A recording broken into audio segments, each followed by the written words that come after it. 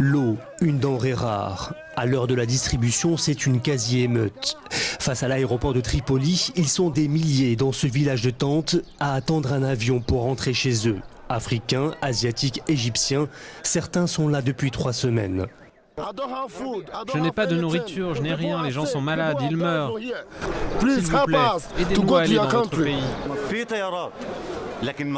Il y a des avions, mais ils nous demandent de l'argent.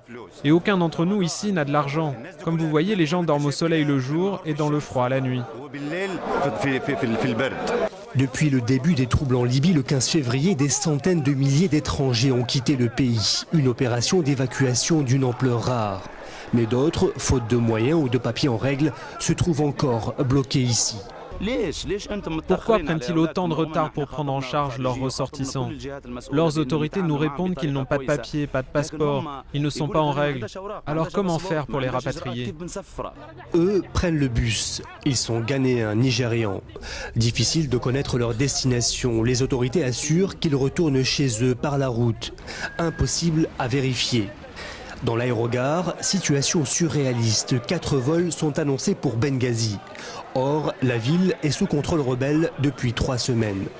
Moussa, lui, est soulagé. Après 13 jours sous la tente, il prend enfin un vol pour Niamey. C'est comme une guerre civile, quoi. Tu comprends, nous, on ne peut pas attendre une guerre civile.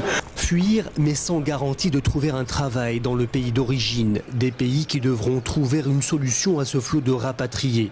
L'Égypte, où le chômage est endémique, a vu le retour de centaines de milliers de ses ressortissants.